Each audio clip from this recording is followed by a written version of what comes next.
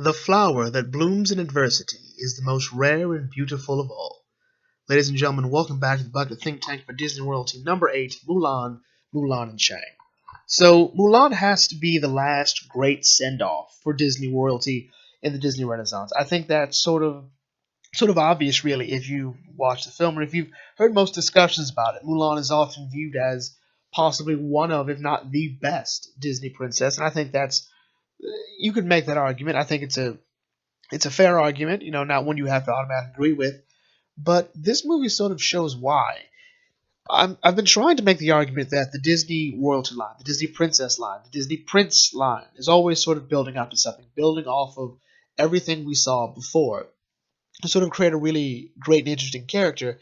And at some point, I think we sort of lost sight of that with later Disney films.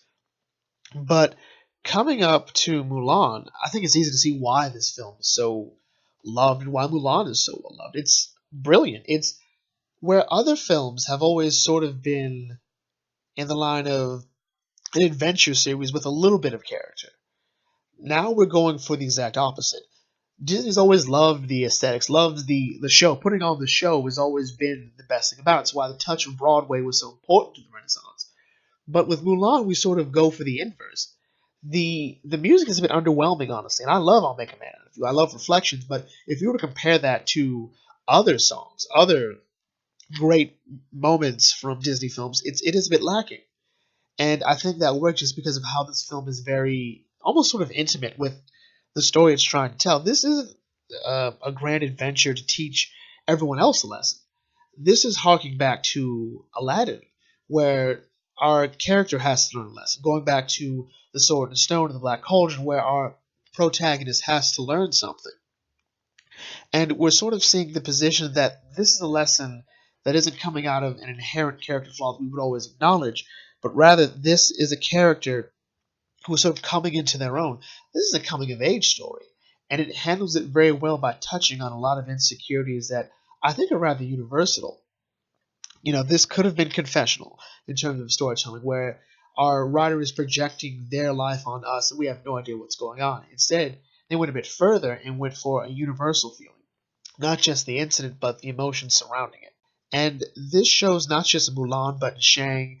And because of that, everything is sort of amped up. And because of how this has to work, if I'm right, then everything else has to play off of Mulan. Everything doesn't play off of Aladdin. Everything doesn't play off of Belle. They may be important to the story, and our characters may all want them, but everything doesn't thematically play off of it. So everything in this movie, I think, plays off of Mulan. Mulan plays off of everything there. Or rather, no. Everything doesn't play off of Mulan. Mulan plays off of everything else.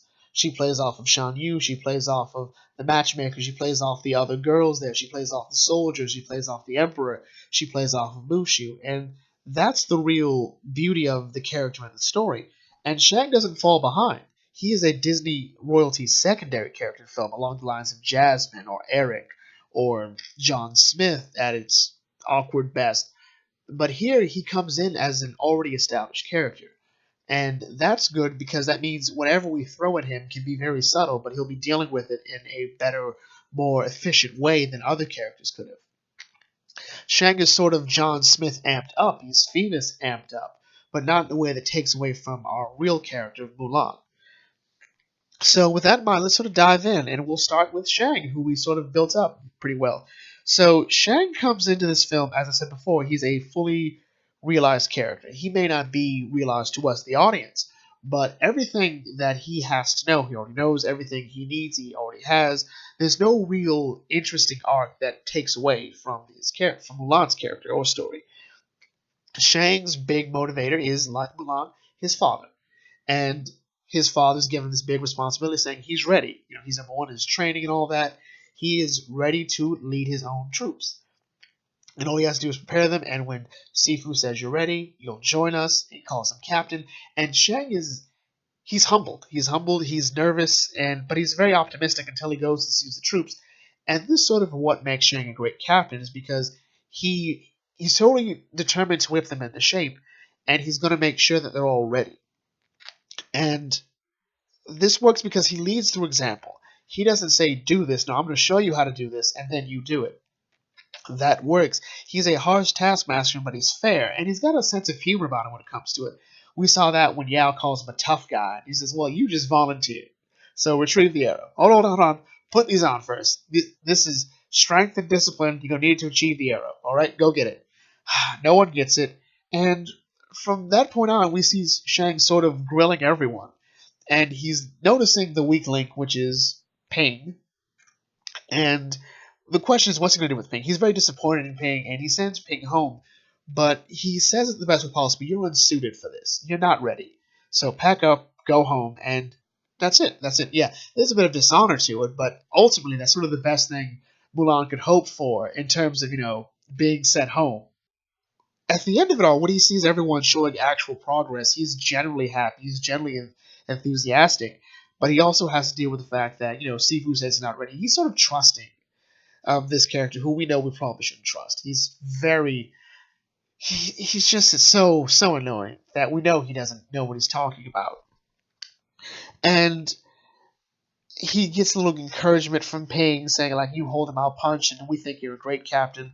And I think Ping sort of reflects on everyone when he says that, or she.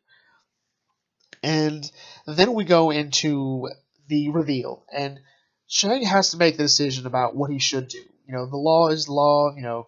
She pretended to be a man. She was in the army. That's a crime. She has to die. But Shang is very aware of the reality. Mulan still defeated the Han army, saved his life. So, a life for a life, and his debt is repaid. And I think we sort of underplay that. But it shows that Shang doesn't really view everything in black and white, and his own personal sense of honor, everything that's been lost. Because at this point, Shang is still also, in his own way, grieving the loss of his father, which was a really beautiful scene. A lot of Shang's moments, and a lot of really great moments in this film rely on silence. And how Shang sort of shortly mourns the death of his father, created that memorial, and then saying we have to move out, is in the same way how he deals with the reveal of Mulan. And then he sort of compartmentalizes it, which is why he's sort of a bit, removed from listening to Mulan when she says, "Oh, Shan Yu's back," and well, I don't know how, but he's back. I don't know how we survived, a mountain crashing on it, but whatever. And then Shang doesn't have any real problem listening to Mulan when she has a plan, and that was fun. And then he's ready to fight Sifu, but the Emperor comes in, lays down the truth, and Shang has nothing to say to Mulan that's actually of any real interest. Like, he says, you fight good. And the Emperor's like, dude, she just saved China. Up your game, all right?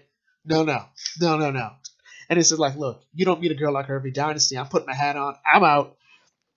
And the Emperor he's really great. He is a movie unto himself. That's all he is. And then when he meets Mulan at the end, he's still a bit awkward. And that makes sense. Shang he's sort of the ideal male in this film, and I sort of the running joke he's not good at communicating his feelings, but I think it's also because of that military background. That sort of outward expression, especially if I think the only person he knew was close to was his father, sort of makes it hard for him to open up, and he's a bit awkward because I think Mulan is sort of his ideal girl. He's been open with Ping, and I think that's all sort of coming together with the two of them. At least that's how I've always viewed it. And then the sequel turns him into a spastic weirdo, but it does help create some simple moments and fleshes out his character a bit, that Shang does like simplicity, likes efficiency. He doesn't like deviating from a chosen path, which is very in line with his military background, or as his father said, an impressive military lineage. Coming up to Mulan herself, I think Mulan is just super awesome. I think that's sort of the best way to say it. Forgive my lack of dignity there, but you all know what this channel is. And Mulan comes into this movie sort of, I think, more realistic than most of our Disney princesses have been. She's not from a super rich family. She's not royalty. She's not an oddball because she likes to read. She's an oddball because she doesn't quite get it. She doesn't quite get the handle of being a prim and proper lady, which, I think the movie goes out of its way to show everyone else can get it. But realistically, Mulan's probably not alone. She may not be able to memorize the words all that well. She may not. She might be the only person that has that problem. She may not be able to, walk as dignified as the other ones. I mean, that takes years of preparation to be a prim and proper lady or gentleman, especially back then. But what we notice is how the movie changes. So this movie's really good at changing its tone and feel. The first time it changes tone is after the reveal of Shan Yu coming to the Great Wall. We see Mulan, and it's played up as humor, especially as dad's going, "Please, please help her." And then it's like, okay, she's gonna be the matchmaker, and then she has this great moment where she's afraid, she's nervous, she doesn't want to, uproot the family tree, she doesn't want to make a fool of herself, she doesn't want to disappoint her father. And then the movie changes after the interview with the matchmaker who says, "You may look like a bride, but you'll never bring your family honor." And that's a great moment that proceeds after that. The sort of shame that she's feeling, the idea that she'll never pass as a perfect bride or a daughter. She doesn't feel she's meant to play this part, and I think that's a very real thing. I think a lot of us have gone through at least one point or another when everyone sort of gets something, and we, for one reason or another, just can't quite get it. And that's when her father shows up, and they don't talk about it. I think he knows Mulan. He knows that she feels bad enough, and they don't have to go into detail. But he points out the blossom, that it's a late bloomer, and when it blooms, you're gonna be great. And that's always been a really great thing about this film, is that you're not quite sure why Mulan's not really good at it. I think the obvious answer is she's a tomboy, but as I said before, this isn't easy stuff. And we all take a while to sort of come into our own. And then she's presented with the news that the Huns have invaded China, and her father has to go fight the war, which I think he'd just gotten like a desk job, might have been sent home because of his leg. But she knows that if he goes and fights, he'll die, more than likely. So she makes the huge decision, and it's not a decision she makes rashly, and that's actually really brilliant. Had she just gone off, we'd have been easily been able to say, "This isn't about your dad, it's about you." Instead, we see her watching her parents talk, and she resolves to go take her father's place. And it's a really great scene. There's a lot of courage. She goes to pray to her ancestors. She goes to leave her comb in place of the summons to war, and she cuts her hair off, which is the removal of her femininity. Symbolically speaking. And then she goes off to fight the war. And what's great about it is, had this been an earlier film, I think we'd have designed it so Mulan would have been instantly great at this. And the original cuts of this film, like the original extended versions, sort of place the idea that Mulan would have been this idealistic dreamer who thinks war is a game. And other times she'd have already met Shang, would have unloaded all of this unnecessary stuff about, what she goes through, which I think is a bit unnecessary. Again, it's the confessional, not the universal, that happens in that original version. I think here it's the universal feel. And when Mulan goes to enlist, when she goes to sign up to fight, she realizes she's not good at being a man. And I think that's interesting because she sort of plays off the stereotypes, and the stereotypes are there. The beauty of this film is that in the background we do see rambunctious boys, dainty women, brutish, smelly men, and so on and so forth. And then Mulan tries to emulate that, and she's bad at it. Sort of the idea that it's not just the words, it's not just the actions, there's something entirely different about it. And Mulan can never be a man. And in the Chinese dub, this actually played off because the translation of her name is flower vase, which is slang for an effeminate homosexual. So that's sort of like the running joke within the film for the Chinese audiences, is that every man in the army thinks Ping's gay. So that's sort of ha ha ha, but whatever. And then over the course of this adventure, Mulan sort of undergoes this sort of mentoring program. This sort of like, hey, send her to summer camp, she'll learn some skills, she'll become more confident. And that's what happens to Mulan.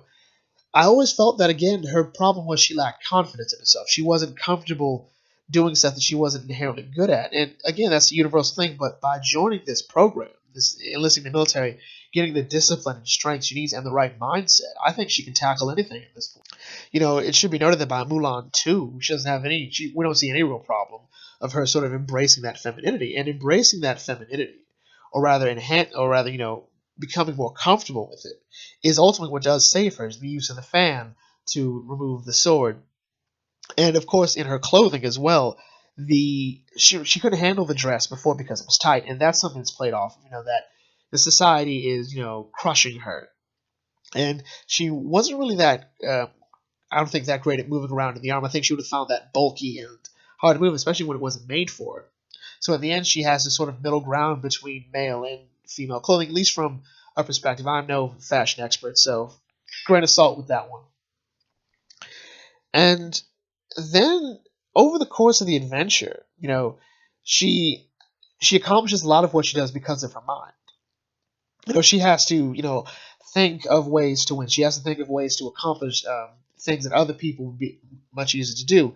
We see this when she uses the weights together to reach the arrow. We see that when she decides to hit the mountain as opposed to Shan Yu, which might have killed Shan Yu as opposed to having him be in the snow and popping out like daisies.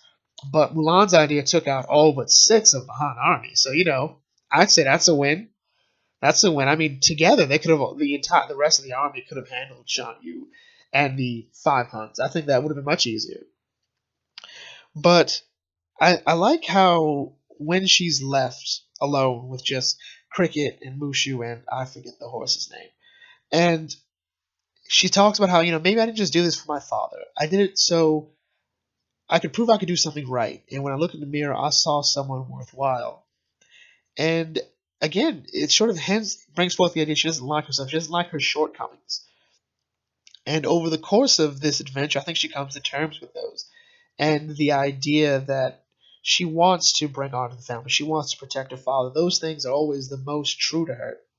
At the end of it, when she presents herself, she doesn't brag about anything. She doesn't sort of assume a moral high ground.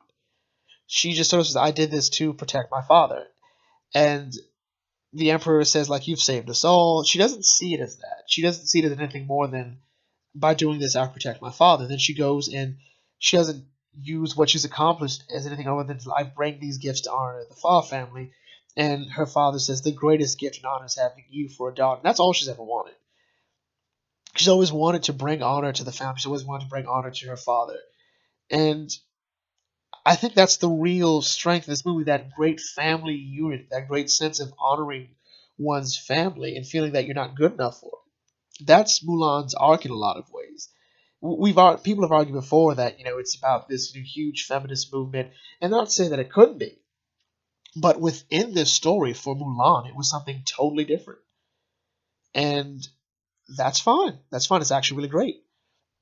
That's sort of the really cool aspect of Shang and Mulan's characters, that they bond over their relationship with their fathers and their love of honoring them and respecting them. And then we go to Mulan 2, when everything sort of falls apart a bit, but we do see how the differences complement each other. And oddly enough, apparently Mulan 2 takes place a month after the first movie. A little something I found out. And even though Shang is a spastic widow, the moments when Mushu's trying to sabotage them actually does sort of make them look like an even cuter couple. Especially when you go with how Shang is sort of like very much a tryhard, but at the same time, it sort of works because Mulan's very laid back, and they sort of complement each other, again, because of that. And that's sort of it with those two characters. So let's talk about parallels. So for Shang, I think I'm very much set on the character of Iroh, General Iroh from Legend of Korra. Not our favorite General Dragon of the West. No, no, no. I say this because Iroh's character there, he's bogged down, oddly enough, by the legacy of being voiced by Dante Bosco and having the name Iroh. There's a lot for him to live up to, and he's trying his best to do it. And the problem is his character comes off as a bit bland and dull. Shang sort of takes that character and gives it a purpose and breathes new life into it. Now for Mulan, this was a bit tricky. I didn't like the Once Upon a Time version because playing her off as gay to me just sort of felt pandering and a bit lazy. I mean, the argument is what? She's a bit different, therefore she's gay. I I don't know. It just felt a bit bad. But I think at the end of the day, Mulan represents this really huge push in what female characters do because she fights, she runs, she embraces her feminine side, when when she wants to. She's very fluid in that, and she's very mature about it. And I think, well, the best example of that I think would be Katara from Avatar: The Last Airbender. Yeah, we decided to keep it on the same show this time. And I say that because Katara is very much that. She doesn't go full tomboy like say Toph, but she does have that sort of very aggressive stance. Like Katara will fight. She loves to fight. That was sort of the whole point of her rejecting the Paku stance on like the women become healers, the men become fighters. Like, no, no, no, I can fight. Watch me. And again, the beauty of Katara, I think, was that she didn't win that fight in the conventional sense. But whatever, whatever. With that in mind, we're going to bring this video to a close here. If you have any thoughts about Mulan that you think I missed, like the fact that this animation is really great for Mulan's face. The woman goes through so many faces, it's amazing. Or the fact that Shan Yu's a really boring villain, whatever, with his jaundiced eyes. Leave that down in the comment section.